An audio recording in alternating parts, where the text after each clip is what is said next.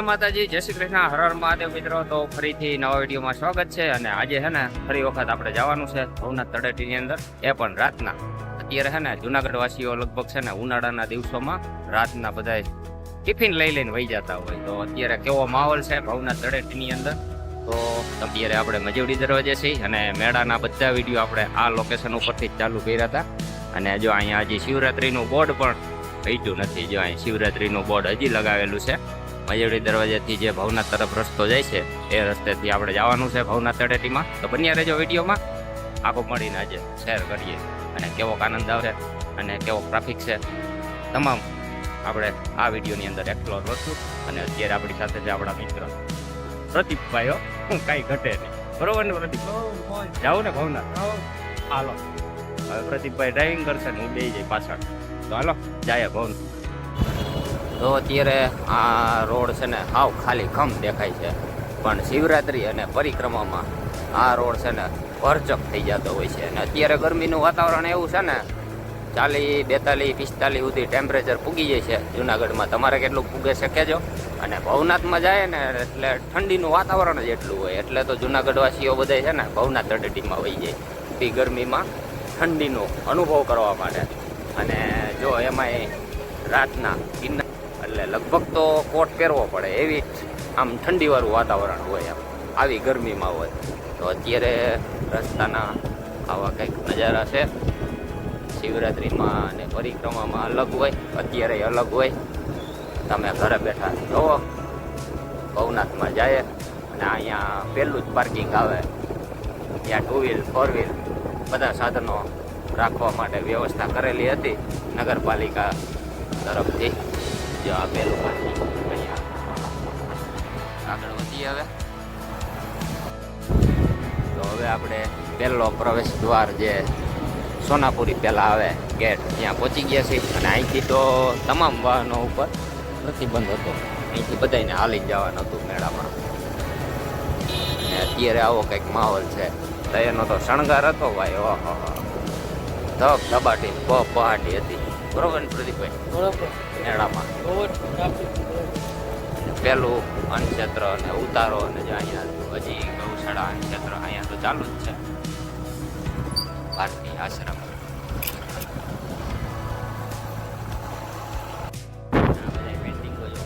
ફૂલ ટ્રેન્ડિંગમાં હતા અટાણે તો કોઈ એના હમું નથી જોતું. પેન્ટિંગો ચાલુ હતા ને તે તો બધા રીલું ને વિડીયો ને બનાવ હતા. અને હવે આપણે આવ્યા છીએ શ્રી રામ ટેકરી સર્કલ, સોનાપુરી વાળું સર્કલ. સામે રામ ટેકરી છે, અહીંયા સોનાપુરીનો ગેટ આવેલો છે.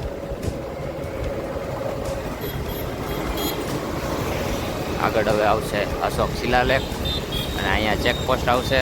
બસ 4 વ્હીલ તમામ વાહનોને રોકીને પ્લાસ્ટિક હોય એ કઢાવતા હોય છે. અહીંયા નાનું એવું ચેકપોસ્ટ છે એના માટે. અહીંયા છે અશોક શિલાલેખ અને આઈ લવ જુનાગઢ. અને ઘણી વાર તો ભાઈ આ રોડ ઉપર સિંહો આવી જાય છે હમણાં તો રાતના. ઘણા વિડીયો જોયા છે તમે, રીલું જોઈ છે. આ રસ્તા ઉપર જ, આ રોડ ઉપર જ હોય છે. કંઈક આમાંથી જે સાઈડમાં ખુલ્લું હોય ને ત્યાંથી નીકળી જતા હોય, કારણ કે જંગલમાં અત્યારે હવે પાણી હોય નહીં એટલે નીકળી આવે. પબ્લિક અહીંથી જ ચાલુ થઈ ગયું છે હવે. પારી ઉપર અહીંયા બેઠા છે, સામેની સાઈડ બેઠા છે. અને અહીંથી જો ગિરનારી મહારાજના સીન આવે છે ભાઈ, હા લાઈટો દેખાય છે સીડીની. અહીંયા મોટી બધી મહાદેવની મૂર્તિ હતી અને બધા સેલ્ફી લેતા હતા. એ પોઈન્ટ અહીંયા હતો પોલ ઉપર. જો અત્યારે પબ્લિક કેટલું થાય. જુનાગઢમાં અત્યારે એટલી ગરમી હોય ને, અહીંયા આવીને ઠંડુ વાતાવરણ થઈ જાય. અને આ બધી પેન્ટિંગો જો એમને એમ છે એ બધા, પણ અત્યારે હવે કોઈ બહાર ના આવે એ સેલ્ફી લે, બાકી તો કોઈ હવે એમાં ધ્યાન દેતું નથી. ટ્રેન્ડિંગમાં હવે નથી ને, એટલે હવે આપણે પૂગવા આવ્યા છીએ દામોદર કુંડ પાસે. અહીંયા આવેલ છે રાધા ડેરીની જગ્યા, ગુપ્તેશ્વર મહાદેવ મુચકુંદ ગુફા, દામોદર ભગવાનનું મંદિર,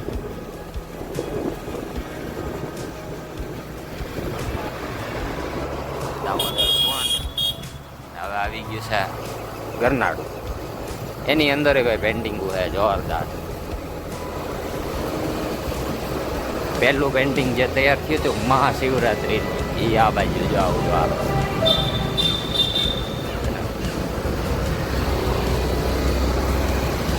અહીંથી ભાઈ નજારો આવે ગિરનારનો ગજબ. જો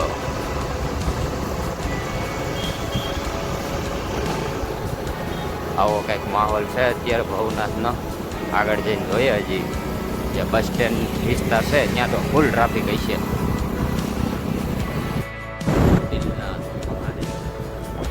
અહીંયા માણસો બેઠા છે. લોકેશન વાળી જગ્યા તો એક ખાલી નહીં હોય. જો બધા ટિફિન લઈને ઘણા બેઠા છે. અહીંયા બેઠા આખું ફેમિલી જ આવી ગયું હોય.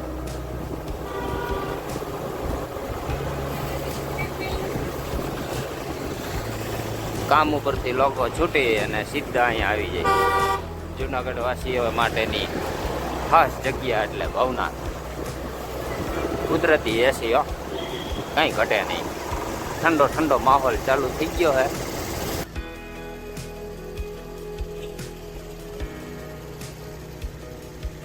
તમારે બધાને તો હવે પરિક્રમાની રાહ જોવાની છે ભવનાથમાં આવવા માટે. અને અગાઉ પણ આવવાનું છે, પણ કમેન્ટમાં જરૂર કહેજો. રિક્ષાવાળા ભાઈ અવાજ બહુ કરે છે. જો હવે આપણે પાર્કિંગ પાસે પહોંચવા આવ્યા છીએ. નાના બાળકો માટે જો અહીંયા ઝૂલા છે. હા હા હા, આખું પાર્કિંગ ભરચક.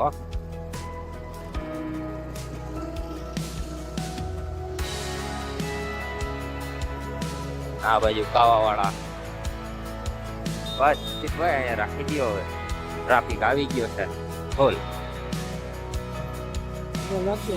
હા આગળ રાખો એટલે જરાક નજારો બતાવી દે બધા મિત્રોને. અંદર જવા દો અહીંથી પાર્કિંગમાં.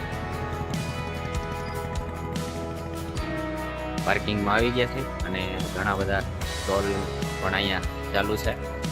અને માહોલ જોવો અત્યારે મેળા જેવો માહોલ છે. બાળકો માટે ગાડી, વાહ ભાઈ વાહ. ઘણા છોકરા બેટ દડા લઈ આવ્યા છે, રમે છે. માહોલ જેવો અત્યારે છે ને. બાકી ગજબ મેળા જેવો જ માહોલ વરાણો છે. એમાં રવિવારે તો શનિ રવિ તો ફૂલ ટ્રાફિક હોય. આજે તો હજી ગુરુવાર છે તો એટલો ટ્રાફિક છે. અત્યારે જો નાના છોકરા માટે ફોર વ્હીલર.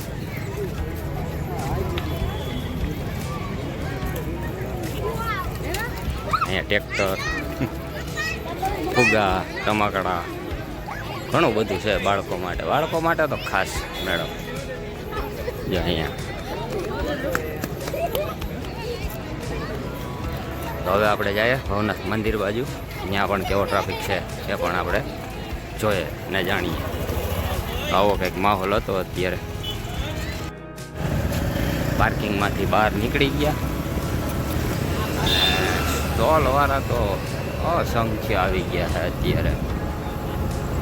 હવે આવે છે આગળ ભારતીય આશ્રમનો ગેટ.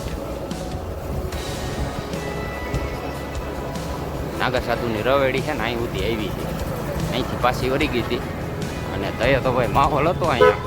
હા હા, અહીંયા ભારતી બાપુનો ગેટ. શિવરાત્રીનો જો બોર્ડ અહીંયા હજી છે. અહીંયા પણ તમારે પ્રખ્યાત ઓરોન રોટલો પ્રખ્યાત છે ત્યાંનો. ખાવો હોય તો પૂગી જજો. ભારતીય આશ્રમનો ગેટ અને ભવનાથ પ્રવેશ દ્વાર બેયની વચારે આવે છે. માહોલ જોવો તમે અત્યારે. હવે પૂગી ગયા આપણે ભવનાથ પ્રવેશ દ્વાર. અહીંથી અમે 2 જણા જ હતા મેળામાં, નોખા પડી ગયા પછી ભેગા જ ન થયા. એટલો ટ્રાફિક હતો અહીંયા. આ બાજુ તો પબ્લિક બહુ ઓછું છે. આ બાજુ હવે પર્યટક અને ટુરિઝમ વાળા. બાકી જુનાગઢની પબ્લિક તો બધી બસ સ્ટેન્ડમાં જ હચવાણી હોય. તો એ ચક્કર મારીએ. કેવો ટ્રાફિક છે શું છે. અને અત્યારે રાતના વાગી ગયા છે 11:30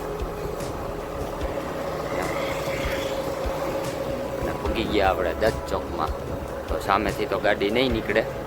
ભવનાથ મહાદેવ સામે દેખાય છે, મંદિર તો બંધ છે. હર હર મહાદેવ. અત્યારે રાતના કંઈક આવા દ્રશ્ય છે ભવનાથ મહાદેવના. વાહ ભાઈ વાહ. જાય હવે પાછળની સાઈડ પણ જોઈએ. અને આ જગ્યા ઉપર ધૂણા દખાયા હતા નાગા સાધુઓએ બે સાઈડ. તમે મેળામાં આવ્યા હોય તો તમને ખ્યાલ હશે. અહીંયા બધે બાવા સાધુના અખાડા હતા.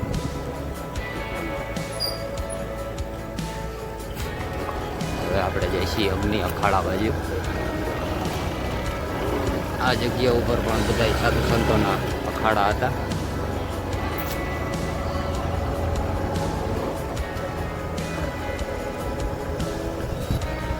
મંદિરના પાછળના ભાગમાં જાય છીએ આપણે. અહીંયા સામે હતું કિન્નર અખાડા.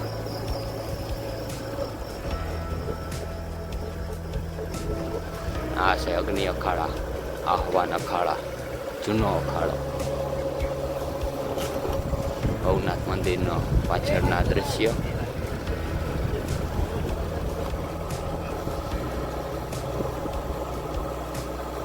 અહીંયા તો હાવ ખાલી ખમ પીડ્યું છે અત્યારે. બહુ કંઈ પબ્લિક દેખાતું નથી. સીડી પાસે જાય અને જોઈએ. અહીંયા ઘણા બધા લોકો છે જે સ્ટેડિયમ બનાવેલું છે ત્યાં.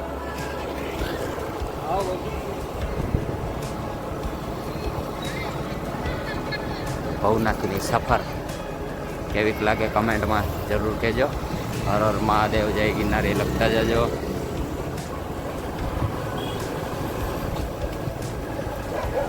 જેટલું ધાર્યું તો એટલું ઠંડુ તો નથી. ઠંડુ થાહે પણ 12 વાગ્યા પછી.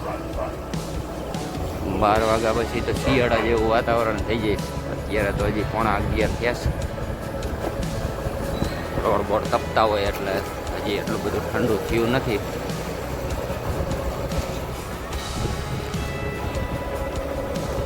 હવે આવશે લંબે હનુમાન દાદા મંદિર, જે નવું નિર્માણ થઈ ગયું છે. વાહ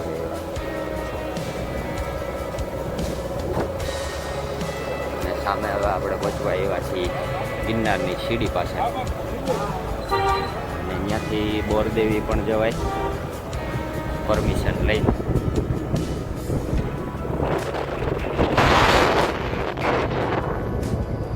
ગિરનાર ચડવા માટે અત્યારે લોકો ઘણા બધા જાય છે.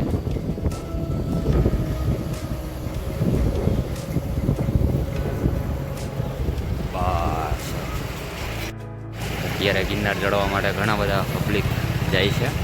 જોકે ત્યાં તો ચાલુ જ હોય રાતના.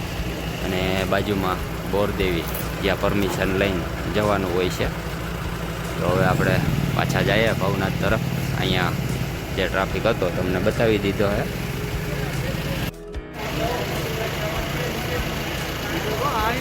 આ બધા છે ને ગીરના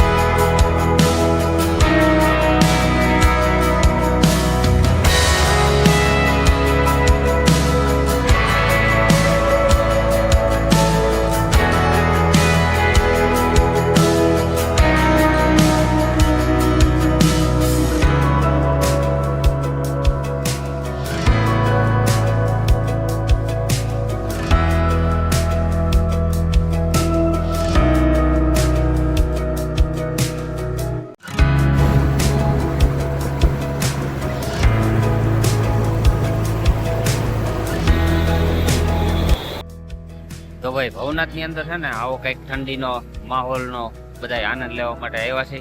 ઉનાળો છે અને ગરમીના વાતાવરણમાં જુનાગઢ વાસીઓ તો કુદરતી એસીમાં આવી જતા હોય છે. આપણા ભેગા અત્યારે પ્રદીપભાઈ હતા એને મોજ આવી ગઈ ને મોજ? હજી જાવું તું ભાઈ ને એમની વાતાવરણ ખૂબ મજા આવે વાતાવરણ એમને તો પાછા આવવાના જ છીએ.